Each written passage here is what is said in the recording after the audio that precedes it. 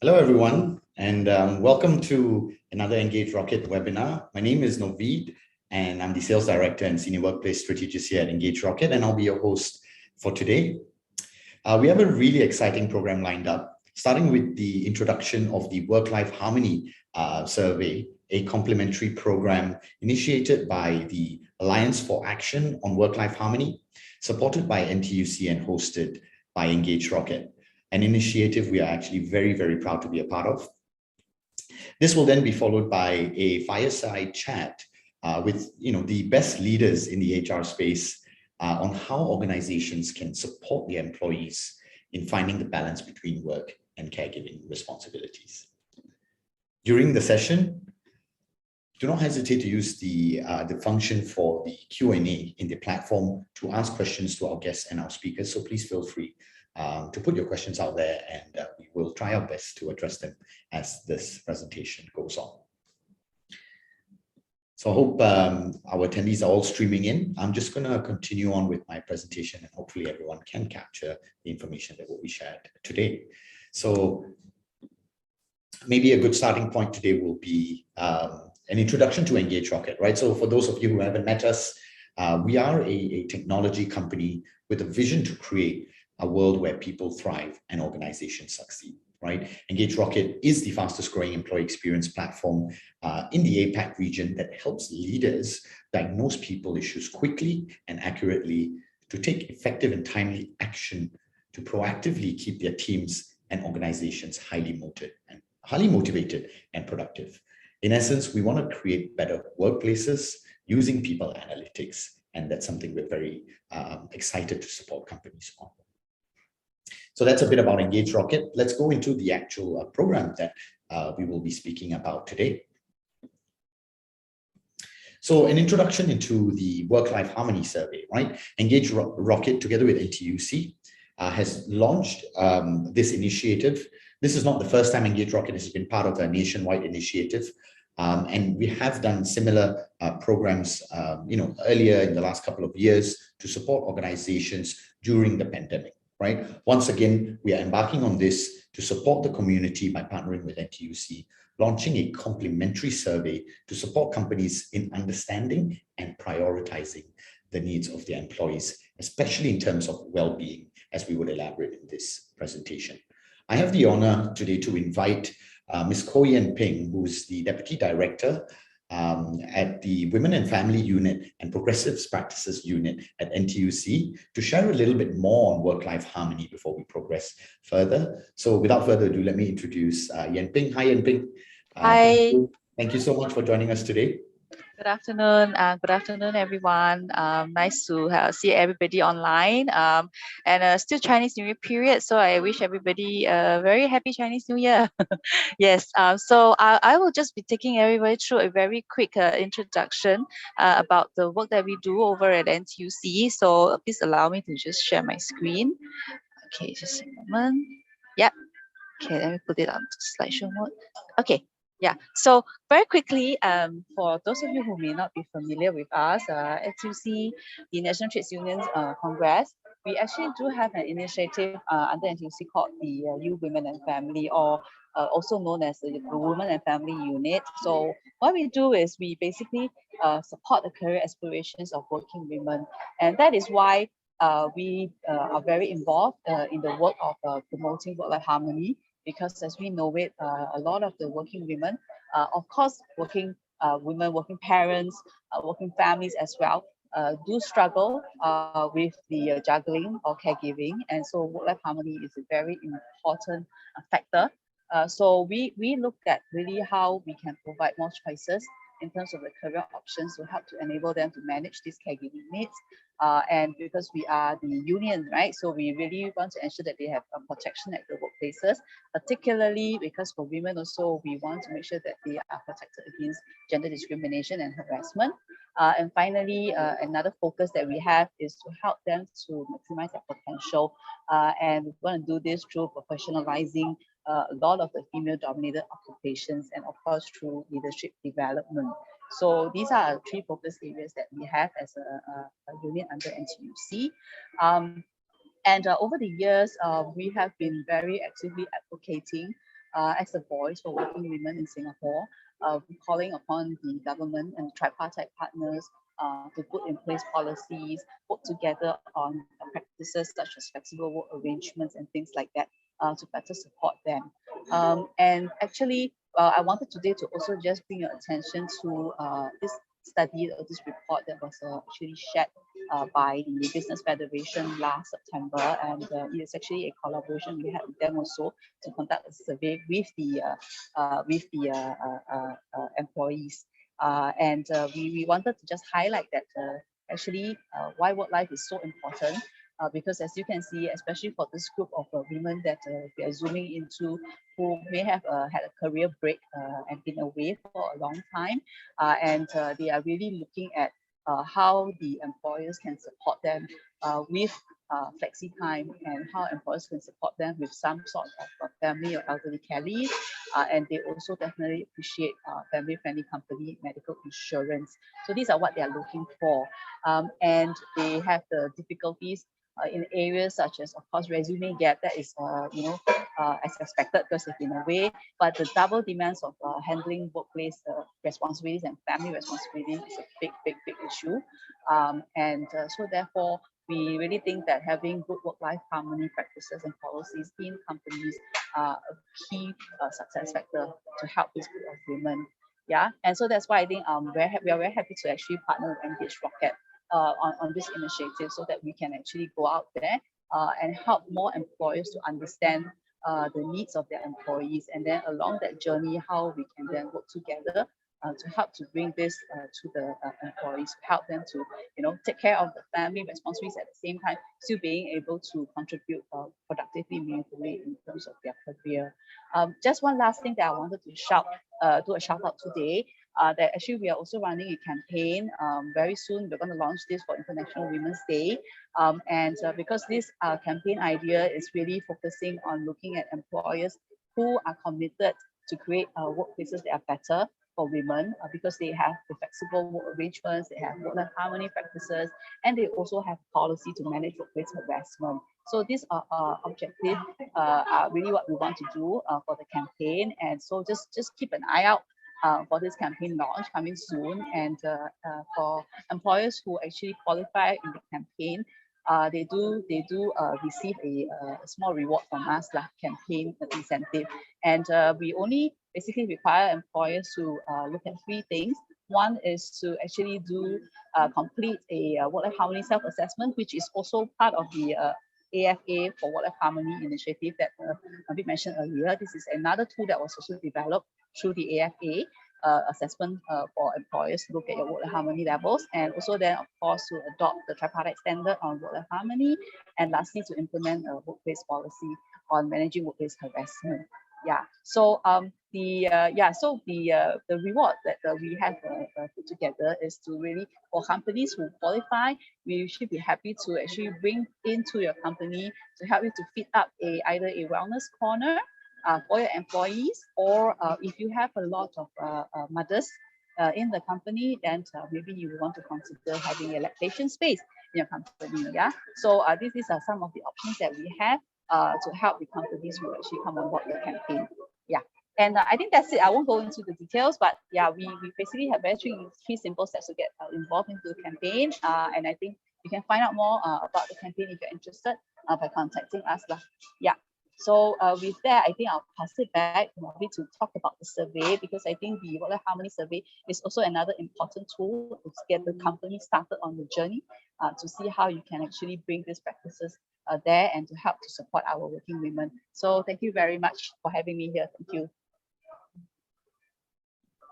Thank you. Thank you so much, Yen Ping.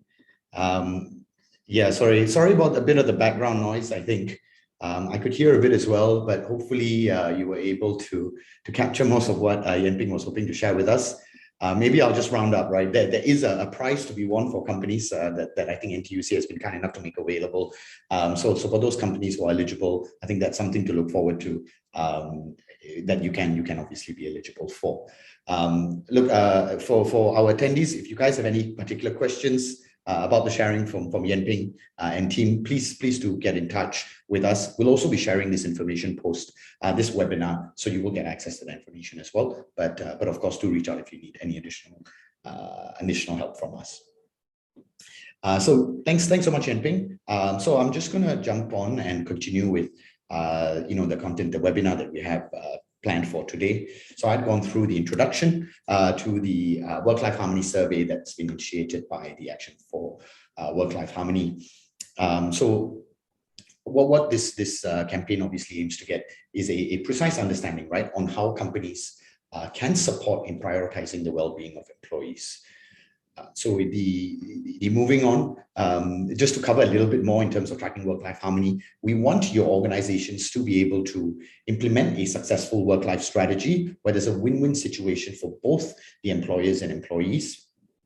Organizations that are able to build a great work-life harmony can look forward to healthier and more motivated and more productive employees at work. And with a healthier and motivated and productive workforce, this will naturally improve things like retention rates or lower absenteeism and even sick leave, right? Lastly, what I want to cover is a happy workplace can improve your employee net promoter score, right? Or your eNPS score, which is a proxy and which defines how likely your employees are to call your organization a recommended place to work. This is a validated framework, which is really highly used and something even Engage Rocket, very much uses as a metric to measure employee loyalty and engagement.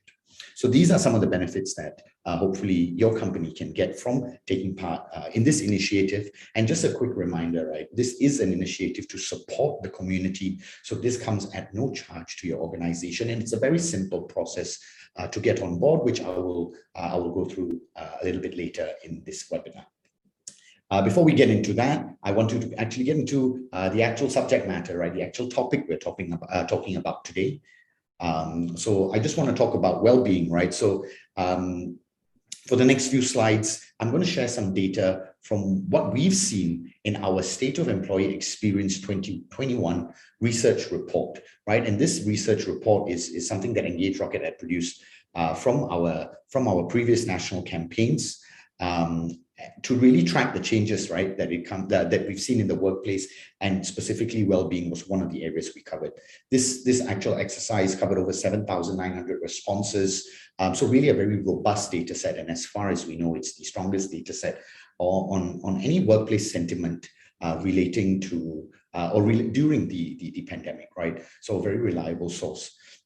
So moving into that, as several experts had predicted, and now our data are validating this, the number of employees at the risk of burnout has really increased significantly between 2020 and 2021, even in that 1 year span, right? The share of the neutral or the coping population has increased from 30% to 43%, right, which is a significant increase, indicating that there is a feeling of sort of stagnation that's present among employees. And as you can see from the data that I'm showing, the millennial age group, right, are at a higher risk of burnout, specifically the age of 20 to 21. That's what we qualify as millennials, are at higher risk.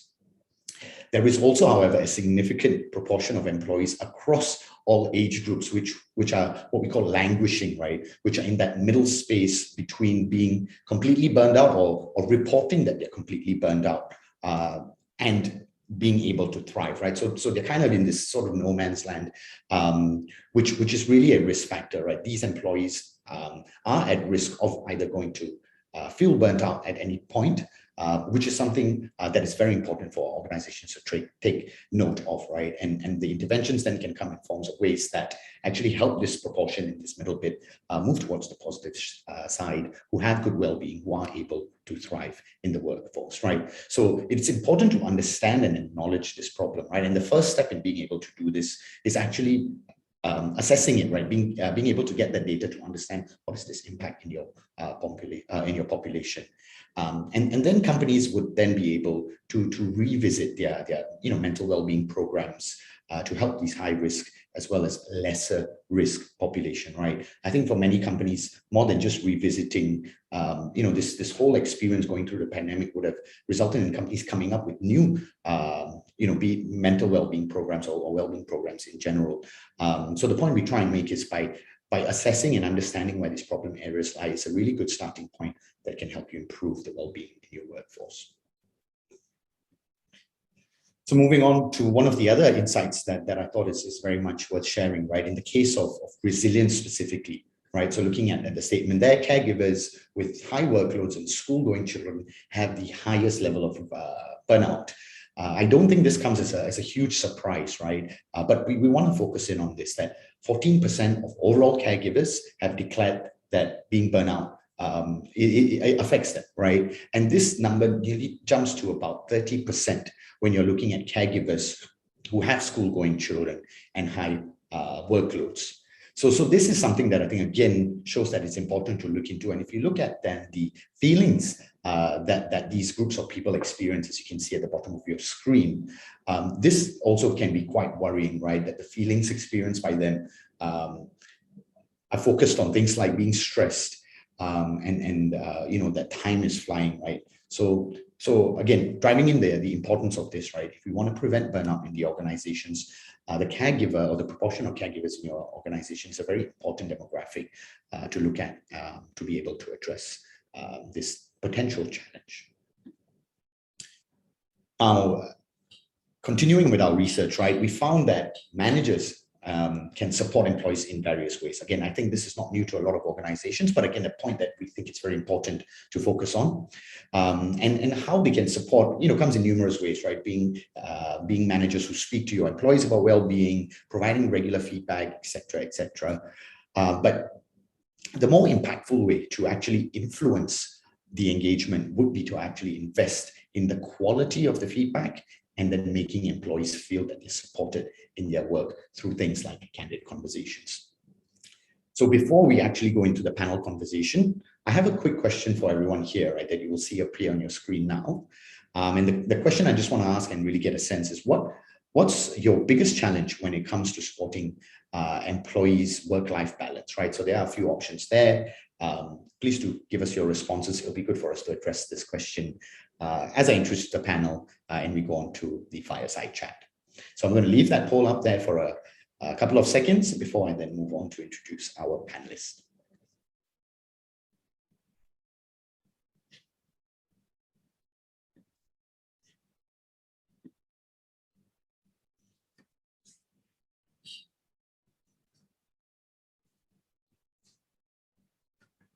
Okay, hopefully everyone's filling in their responses.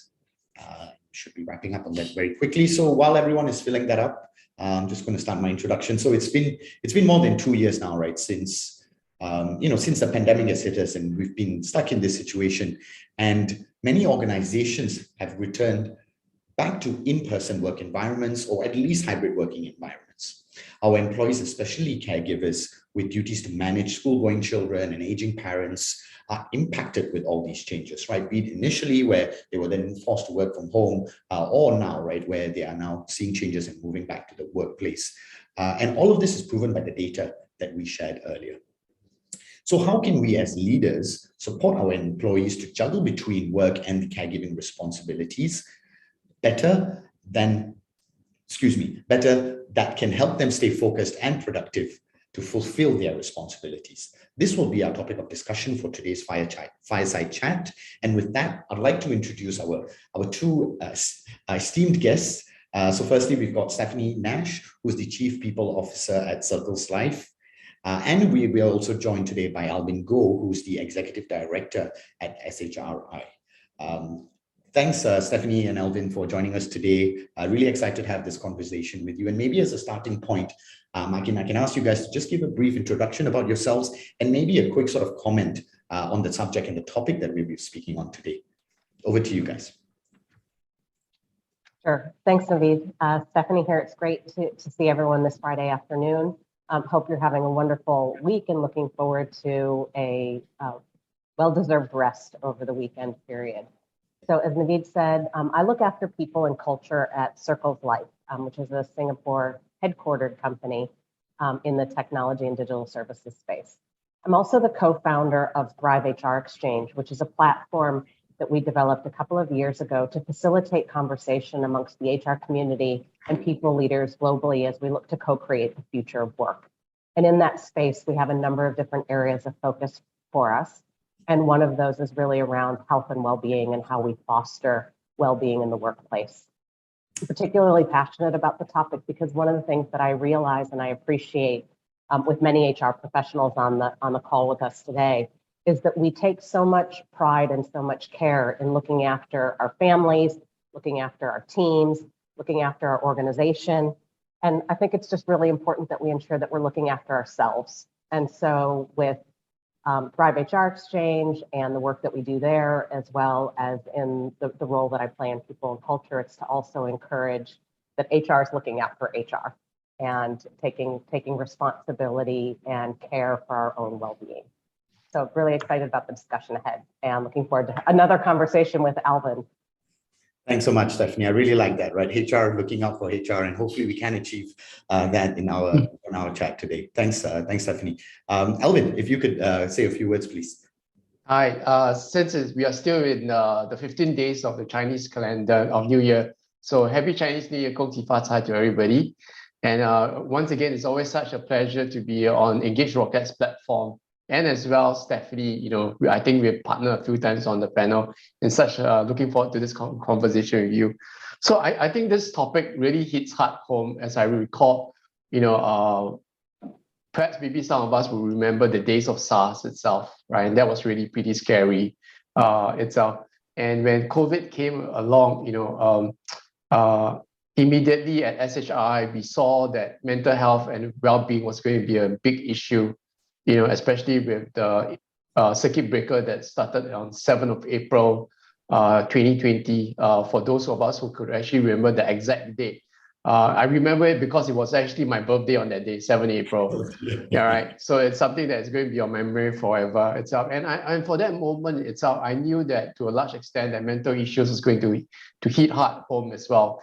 If we think about it, as a parent myself to 3 kids, right, in 2020, whereby my daughter was doing her O-levels exams, my son was doing his PSLE at the same time, I could really foresee that, with the circuit breaker and everything, other than being an employee myself, as a caregiver, together with my wife, we needed to juggle everything. And I still remember the horrible, the early days whereby, when the internet was down, home-based learning took a back step. I was also the IT technician at home, right? And there were so many major other concerns, like, how do you actually go visit your aging parents? How do you manage your workforce? There were so many issues that were creeping up over and over again, right? We had to look at business continuity planning, and there wasn't a standard template itself for HR itself. And there were a lot of all these issues coming in. And more recently as well, I was invited to a closed door session to facilitate a discussion for the Singapore Council of Women's Organization, SCWO, and it was a real deep insight for me whereby, I thought even simple things like, gender diversity, that's what we've been talking about, is somewhat been here in Singapore, and we've been talking about, having more women in leadership positions and so forth. But the reality is that we are still back in the 1990s at most, right? Here in Singapore. And that was to me a very, well, I wouldn't say shameful, but a slap in our faces that what have we been doing about all this? And it seems that we've been giving lip services all this while. And I hope that with this survey, with this data that's really coming out, it shows the importance of having that, supporting employees to juggle work and caregiving responsibility, and as well also to give a shout out on that, the need and importance of having that diverse workforce in our organizations. Yeah, I very much agree. Thanks so much, Alvin, for that perspective. And I really hope that what you said is true, right? That through collecting feedback where we are able to identify these areas and move away from it being lip service, and really put women and other caregivers at the forefront, right? When COVID hit, I actually remember having lots of conversation about BCPs, business continuity plans, and I think that was the buzzword then, right? And everyone was speaking to Engage Rocket about how do we come up with these BCPs? How do we know what people are feeling? How do we know which areas to look into? Which we were very honored and proud to support. Companies and the HR community for, and then hopefully with this program as well, we are hopeful that we are able to support the community as well.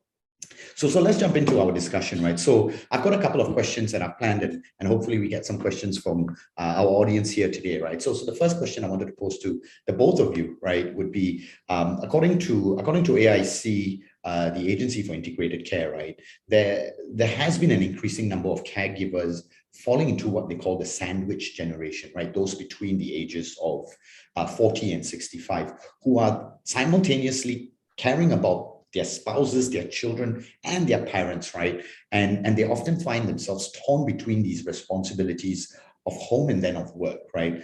What are some of the ways organizations that you feel can better support these caregivers in their workplace? Stephanie, you like to go first? Sure. I think it's interesting times where we're in many cases in a situation where the opportunity to return to work is an option. And we have people who are resisting that change, others who are embracing that change, and others who are somewhat mixed in emotion. And it's a time that we look forward to be able to connect with former colleagues, and in many cases, new colleagues who may have joined over the pandemic period. And this is a chance for us to come together to collaborate, to ideally, see an increase in productivity and experience team bonding. But not everyone wants to come back. And many people feel, as you say, sandwiched, so kind of crunched in the middle. My employer is expecting me to return, whether they say it or not. There's either an implied or overt expectation. But we have employees who have these responsibilities for children, for parents. They might have immune compromised individuals living in their household. There's concerns around the commute to work. And is my workplace going to be a safe environment? And that's both from a physical health and safety perspective, but also very much from a psychological safety perspective. And so I think one of the things that we really need to be thinking about and how organizations can better support caregivers and all employees is to demonstrate empathy and to offer flexibility and to recognize that each of us are in our own unique situation. We might have young kids, we might have teenage kids, we might have both.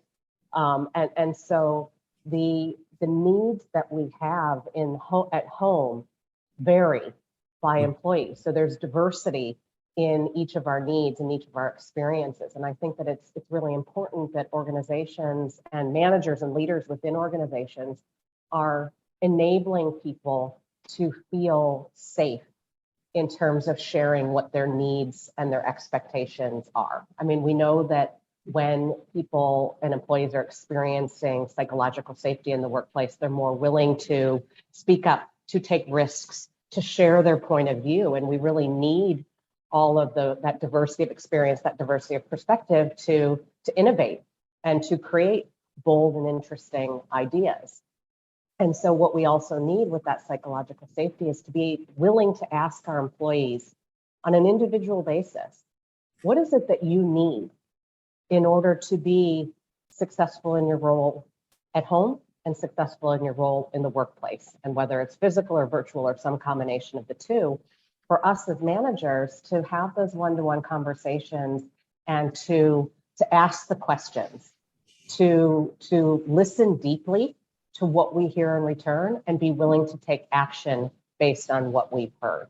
And I think that really that genuine willingness and empathy that we can offer to each of our employees and expected in return as well is what's going to create a forum and an environment where people really feel there's trust, there's authenticity, and there's genuine care and respect for the individual circumstances that each of us need to be available for and respond to in order to be our best selves at home and at work. Thanks, Stephanie. I think a lot of what you said resonated very much with me, right? Empathy and flexibility. I think those are two very important lessons. And being able to ask that question, right? It's such a simple question. What do you need? But being able to ask it in the right way at the right time, and to listen deeply, I think is very, very important, right? Maybe Alvin, you can chime in here and get your thoughts. So I think it's the flexible work arrangements policies have been around for quite some time here in Singapore, but the adoption of the flexible work arrangements is something of concern to me still in this very day and moment. I think organizations really need to, as I said earlier on, right, really not give lip service to flexible work arrangements. If you have a policy of flexible work arrangements, right, I think it goes a long way to help to support your employees who juggle work and also caregiving responsibility. And for that, if you really think about it, right, husbands, males, to a large extent, we only have perhaps maybe, I would call it 1.5 shift, all right, whereby the 1.5 is basically work in office and maybe half the time at home as the second shift. But for most caregivers, all right, if we talk generally about the women itself, they go through a 3-shift cycle in a day. All right, home in the morning, preparing the kids for school, whatever they need to do, work. And when they are back home, there's a third shift, which is taking care of the kids, taking care of the household and stuff. So if you really think about it, and Naveen, your data actually shows, right, those who have key that caregiving responsibilities, burnout is really real for them. And look, I still remember when I was a young kid as well, my mom used to have 3 shifts, right? Home, work, and home, right? And it's not easy. And in today's context whereby the corporate environment is so pressurizing, and we know for a fact that Singapore is to a certain extent a pressure cooker in the corporate world as well. I think we need to really implement and take it to task, business leaders and HR leaders to really take it to task to implement and allow flexible work arrangements. Again, the policy is there, but the adoption itself can be much better. The other one that what Stephanie talked about, safe spaces. Safe spaces is so important. I think it's really up to the business leaders to have that mindset shift, all right, which is really important to create that safe spaces for discussion.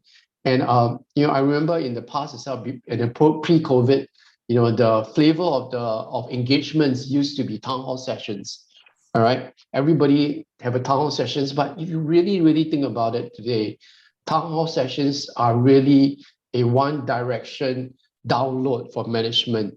All right, if you are thinking about safe spaces, it's about creating that small little circle or having that one-to-one safe conversation, allowing the employee to really voice out his or her concern. All right. Now, and if we really think about it, in Europe, in America, people talk about the Great Resignation and so forth. But here in Singapore and in Asia, we don't see the Great Resignation. But in many of the business leaders, and Stephanie can agree with me, there's a great disconnect, right? And this great disconnect is leading to what our employees are doing. They are walking away from our employers, right? And that's this great disconnect here. And I think that safe space needs to come up more, right? And I think the other part is also about making a self declaration, right? Organizations, business leaders, HR leaders could really come out and declare and say, look, I want to move, I want to measure myself against having better gender diversity among senior leaders, or I want to measure better engagement scores, and put it onto your scorecard. I say, and declare it and communicate to all employees and say, this is it. I'm paving the way for as an organization to be employee centric. All right. How many of us dare to say that I'm going to put this on my scorecard? How many chairmen and CEOs of board of directors dare to say, I have got a gender diversity policy or scorecard that I'm being measured against? All right. I think, I'm hoping to see bigger numbers on this. And the other fourth key area that recently had the privilege. I read this book by Kim Underhill, a Singaporean. I think she's a Singaporean, and she wrote this about this book called The New Age Leadership. And there's a topic over there that she talks about intentionality. All right, and that is what I mean by having that real intent. All right, at the end of the day, policies are just nothing but a paper exercise if you don't adopt it and you don't execute it. So the intent of wanting to do it, the execution must be there. Yep, I fully agree. Thanks, Alvin. Right, I think the intent is very important, and it kind of alludes to what Stephanie said earlier, right, about being genuinely interested and having authenticity in this process. I really like how you pointed out, 3 shifts against 1.5 shifts, right? That really puts it in perspective. I think for many of us, we don't see it that way. And it just reminded me of a little story. One of my colleagues who's a new mother, right? She used to have 2 screens and now she has 3 screens because she's got a baby monitor at the side now. And you can see how that line between work and home is so incredibly blurred, right? Which again puts the importance back on companies to take care of these individuals in their organization. Thanks for that sharing, right? So moving on, I want to talk about some of the feedback that we've collected, right? So a survey that we did back in 2021 showed that 30% of caregivers with school-going children and high workloads declared that being burnout, and they indicated that mental health struggles were increasing, right? If not taken care of, this may take a toll on their productivity at work. I think that's quite clear. HR professionals have taken the lead on well-being and to ingrain it within their people strategies to help to create a workplace that works, right? But how do you think organizations at the end of the day can better assess the well-being, their well-being of their employees? And not just, as Alvin has pointed out, as lip service, right? But truly assessing this. Any ideas that you guys have to share? Yeah, so I think it's interesting because we've been talking about well-being for a number of years, many years, in fact, but it really the catalyst or the time where incorporating well-being into the workplace has really taken off is during the pandemic, as a result of the pandemic period. And when we think about well-being, it can be somewhat nebulous in certain ways, and it certainly means different things to different people. So whether it's physical, mental, emotional, spiritual, financial, et cetera, there's so many dimensions to well-being. And so when we think about how we practice well-being or we create an environment of well-being, we really need to think about it like a skill. So as we think about different skills that we introduce into the organization, whether it's quality assurance or it's communication, or it's delegation. We create competency models. We create proficiency levels. We really think about how we create and build and measure and assess and develop skills. And well-being is similar in that way. So I would encourage us to think about rolling out self-assessment exercises and measuring improvement against those skills. There we may not have a lot of industry benchmarks. There might not be a lot of standardization yet, but we can still measure progress.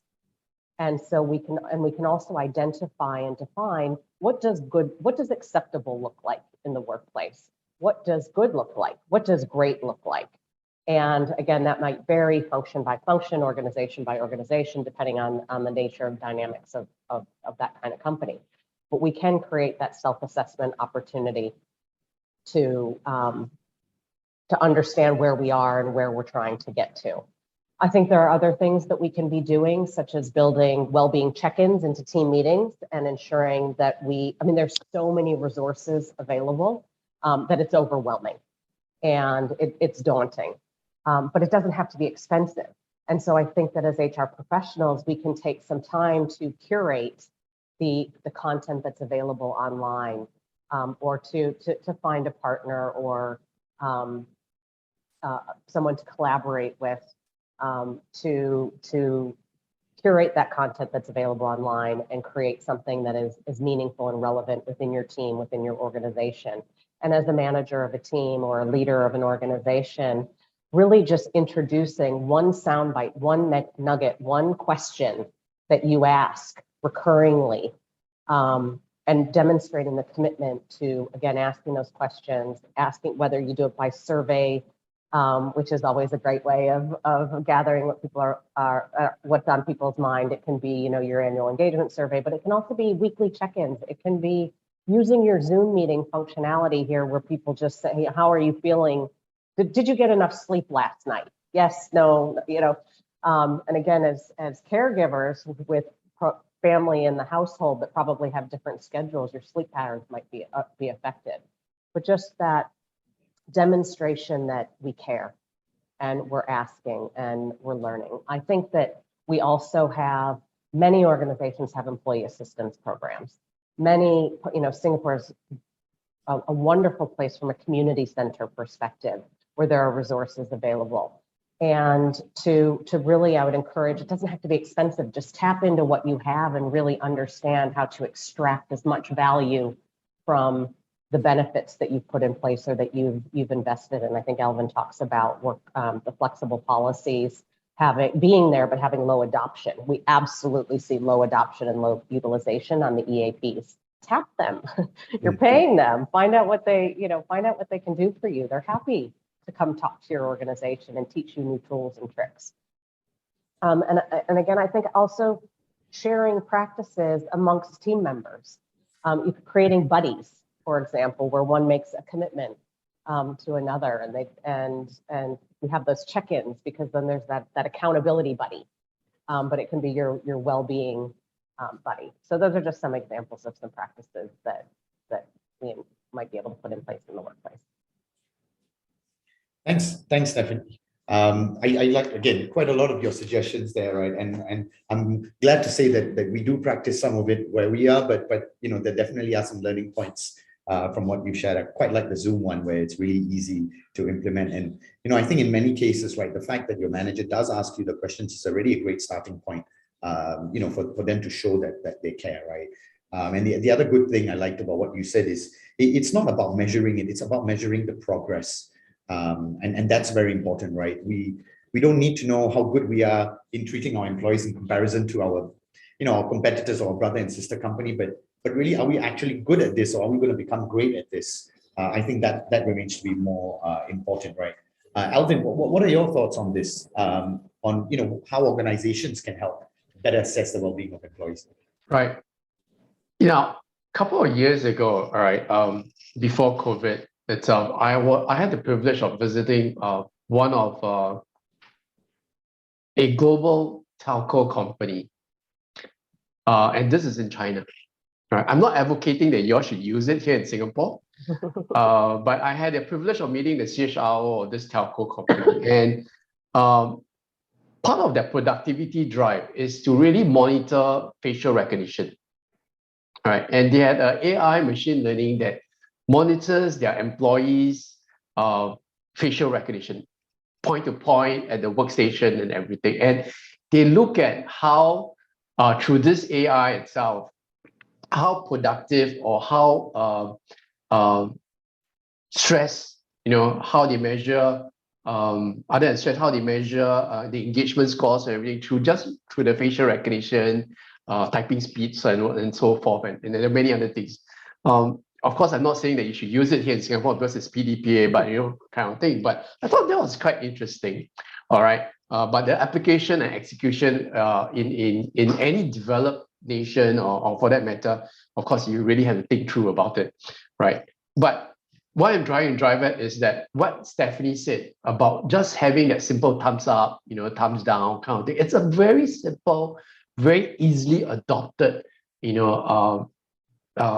very, I don't think you even need to spend a single cent, all right? And by having that simple question goes a long way with the employees.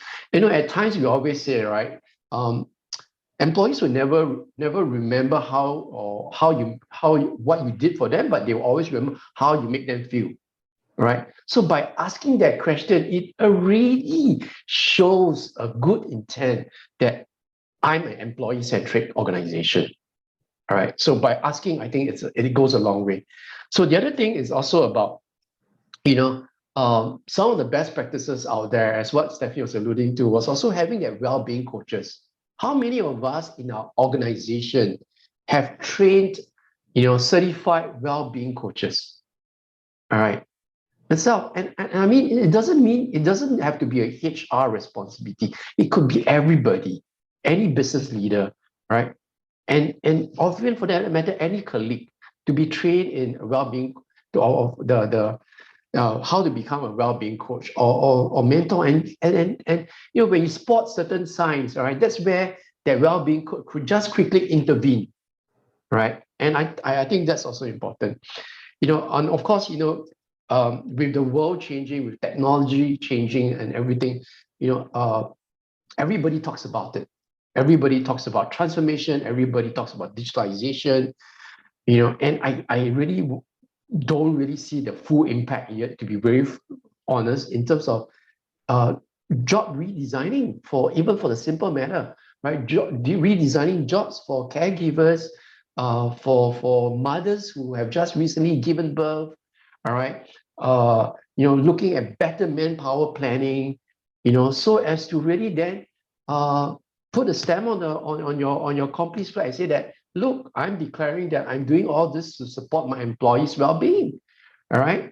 Right. When we talk about better manpower planning, we always talk about, okay, what's the business direction? What's the business strategy? If we are doing this, how many manpower, how many headcount do we need? But no, sometimes better manpower planning could also mean that with that perspective in mind, I could actually then elevate, redesign certain jobs to make sure that I take care of my employees' overall well-being as well, by farming out certain roles to contractors, to gig workers or whatsoever. Look, the workforce demographic is changing, right? We used to have permanent staff, we used to have part-time staff. Today, the demographical profile is changing. We have remote working coming in and so forth. All right, I think these are areas that we can really improve upon. Really, really good stuff, Alvin. Again, a lot of points for me to note down, right? And I think maybe one thing I want to add to that is maybe it's as simple as sometimes asking them, right? What do you think will help with your well-being, right? What do you think is going to help with your situation? And that could be a way or a starting point for a lot of companies who might not know what they can do, even though there are quite a lot of resources that are made available to us, right? We have a question from one of our guests, and I'm going to post this to the panel, right? So alludes to the Great Resignation, and that the anecdotal reports suggest Singapore workers being one of the most disengaged globally.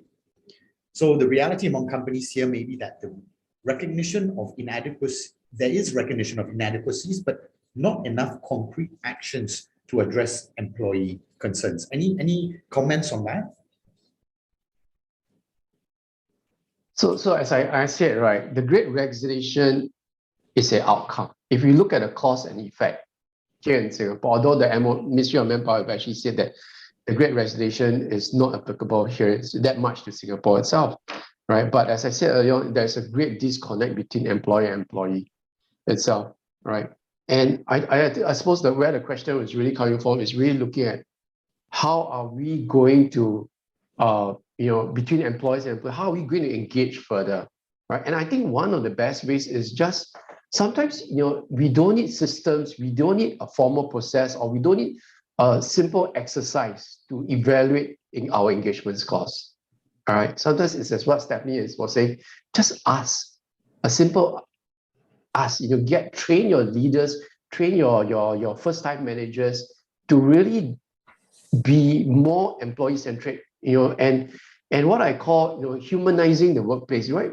Bring in the human aspect into your corporate environment, right? The corporate environment doesn't exist with just machines, all right? It is the people behind the machines that develops the culture, develops the value system, leaves the behavior, and so forth, all right? And let's face it, all right, there are so many tools out there. I mean, Engage Rocket is here, all right? And it's such a important platform. Just do a deep stake engagement, and you have all the data, right? And as we move towards a more evidence-based decision or recommendation, right? Doing a deep stake exercise, like, using some of the survey platforms like Engage Rocket have, I mean, let's put it this way, it's not going to cost you an arm and a leg, all right? And just do it and get on with it, right? As I said, a lot of organizations, the adoption is not there. a lot of lip service, and I think it's 2 years into the pandemic.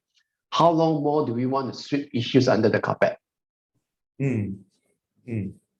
Yeah, so I mean, on that note, right, I think it's important that we actually recognize these signs and symptoms, right? So there needs to be a way we are able to do it. And it actually dovetails into the next question I have quite well, right? So organizations obviously need what we call bulletproof managers with the gumption to address the fears, anxieties, and vulnerabilities head on and early, right? And this is again linking to one of the questions that's just been posed on our poll, right? Who is meant to take this action? Is it the managers or HR? And how do we convince the managers to take action? Yeah, if you could share, that would be great. Yeah, I'm happy to touch on that. I mean, I think that, one of the things that we forever in HR have experienced working with line managers is kind of, it's not my job. Your job is to manage the people issues. My job is to manage the work productivity, products and services issues. And we've run this constant journey to say, no. Being a manager of people is part of the job, actually doing the management, whether it's setting goals and objectives or giving constructive developmental feedback or managing performance or managing rewards, et cetera. Likewise, managing well-being and managing the needs of the different individuals in your team is part of your responsibility. So knowing and understanding and appreciating each individual's circumstances, whether they're a new mother, a new father, or looking after aging parents, or child going off to university, whatever the case may be, it is part of the people manager responsibility to understand what's going on. And it's not only because it's just the right thing to do and a nice thing to do. There is actually a business case for why well-being and meeting the needs of caregivers and unique requirements is important. So whether you're a manager of a shift and people who are working on an hourly basis, if they're not getting enough sleep, for example, this could have safety implications or QA implications. But it's not just our hourly workers. It's also every level of the organization. If we have a head of global supply chain or procurement or whatever who isn't getting enough sleep or is feeling strained or stressed, they might miss a really important detail in a multi-million-dollar contract. Likewise, people are feeling fatigued and burned out, and they may go out with 3 or 4 people and make some poor choices that ultimately end up having an implication on company brand and reputation if it shows up in the press.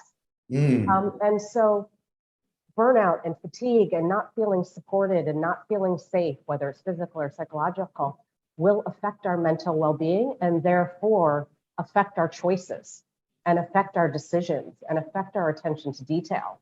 And there's a lot of research and data out there that talks about the cost associated with well-being and looking after individuals, and it's billions and billions of dollars.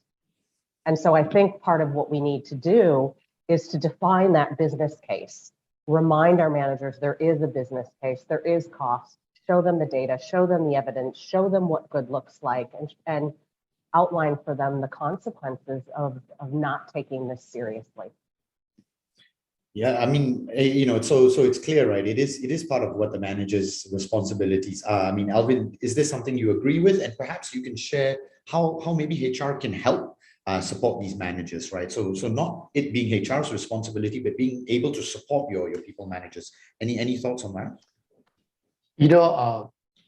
When I was a very junior HR executive, I realized that there's always going to be a tussle between employees and management, right?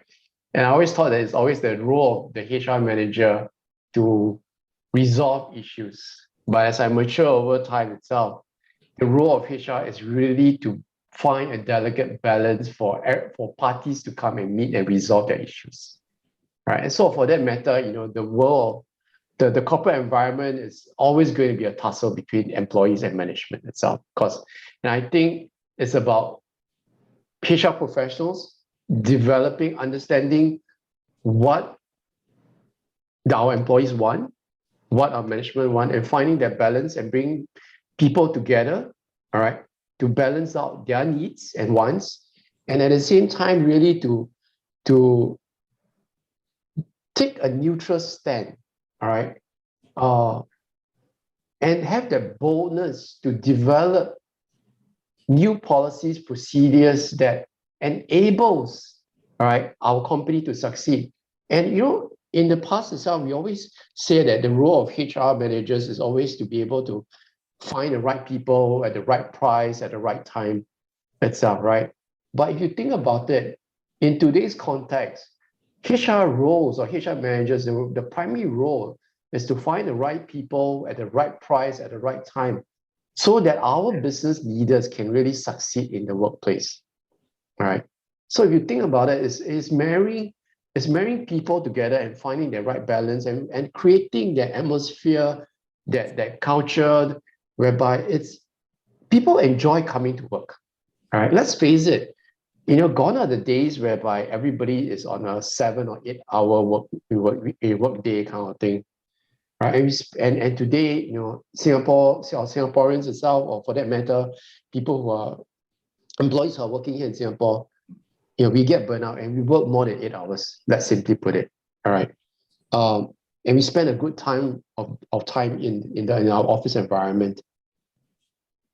Let's enjoy the journey. All right, let's not be bean counters.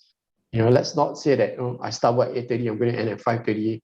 Everything that I do is going to be just point blank, and stuff. I think we need to that humanizing aspect, right? And look at people as real people and not look at people as a resource that we can exploit or just use and chuck away, right? That humanizing aspect is so important in today's context. I can't elaborate more, and I think Stephanie did a great job about elaborating it earlier on, and yeah, so.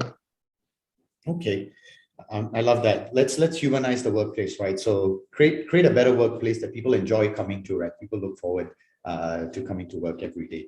I would love to go on and on about this, and I think we can go on for a very long time, but I'm just looking at the clock. We have a few minutes left, so maybe one last quick question that I'm going to pose to the panel before I actually just round up this session. So if you had one tip for leaders in terms of supporting their employees to find the balance, what would that be, Stephanie, Elvin, please?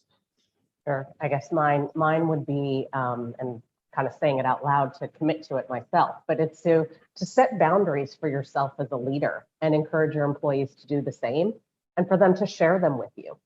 And because setting boundaries is the key to balancing work and personal life and the needs, because it is all blurred. And when we say it out loud, we make it's more likely to be fulfilled. And when we demonstrate as leaders to our employees that we're listening, we care, we're taking action, etc., it's an authentic way to role model and demonstrate genuine care and empathy. All right, set boundaries and share them. Hope everyone's writing these nuggets down. Elvin, please. For me, I mean, as a last few words, I'm going to say is that I always say that there are always 3 types of people in the organization. One, of course, people that think within the box. Second, people, as we know, widely known, people who think outside the box. But there's going to be a third type of people that throw away the box and start thinking. All right, let's not hold ourselves to historical procedures and policies and traditionally what we have been used to. I think it's time to really throw away the box and really start thinking within, as what Stephanie was saying, where are the boundaries are going to be itself. I think it's a new normal. All right, we are moving into an endemic stage. The world that we know in the future is going to change dramatically. All right, and I think it's time to really reinvent the traditional, or reinvent and reimagine new norms. All right, so throw away the box and come up with new things, right? To reinvent this as we, I'm going to use the cliche, right? As we are in this new normal. Thanks so much, Elvin and Stephanie, for your wisdom and for sharing with us today, right? So I'm just going to round up on this webinar very quickly. So I give the opportunity to our attendees to obviously come on board this work-life harmony program, right? To be able to, I guess, put into practice quite a lot of the sharings that we put in today, right? Beginning with, assessing where they are in terms of, work-life harmony and caring for these caregivers in their organization. So if I can just share my screen very quickly, I want to reiterate to everyone, right, that these processes, they don't have to take a lot of your time, right? It's a very simple 4 steps that can get you on board. It's going to cost your organization nothing at all. And the upside is that you have a happier workforce, that you are showing that you care a little bit more, that you're shouting out that, look, I want to do something for my employees, for my caregivers. So these are the simple steps to come on board. And what you would get then is to the registration page, very simple form to fill up to get on board. If you need any support, of course, my team will be there ready to help you at any period of time. If anyone's got their mobile phones out, please scan the QR code to safely enter our website. And it's a 4-step process, right? You actually register, you download the employee list template, you upload the details, we will send you a confirmation, you communicate, which is of course very important, and you're ready to launch. We'll help you through the process. So there are guides and of course personnel available to walk you through. So again, we will support you through this entire journey. And the entire survey process is automated, which then gives you access to our dashboard, which is really state-of-the-art analytics that your company can get access to with deep insights, right? So just a quick glimpse of the dashboard and the deep dive that you'll be able to do at your end. This actually brings me to the end of our presentation today. I want to say thank you once again to both Stephanie and Alvin for joining us, and also a shout out to NTUC, for allowing us to be part of this national initiative and to support not only HR but caregivers, working moms, and so on in organizations. I'm going to leave this slide on here. The QR is available for you to register immediately if you like to. And just to reiterate, right? You will get the chance to expertly measure work-life harmony and employee experience. It gives the opportunity to your employees to share feedback and suggestions anonymously. Very, very important, keeping that whole idea of psychological safety. And it gives you access to a private analytics dashboard to slice and dice your data and to identify areas of intervention. By signing up today, you're going to get access to the benchmark data and the exclusive work-life harmony report. And we will also have a sharing session where, similarly like today, we will be sharing some insights on how companies can then take action and not just look at the results and have this lip service, as we mentioned quite a few times today. So thanks again, everyone. Thanks, Stephanie. Thanks, Alvin. And yeah, hope everyone has a fantastic weekend ahead of them. Before you head off, there's a quick pulse. If you can help us, if you'd like to know more, if you'd like to speak to one of us, please just let us know and we'll be in touch. Thanks, everyone. Thanks, Naveed. Thanks, Naveed. Thanks, Stephanie.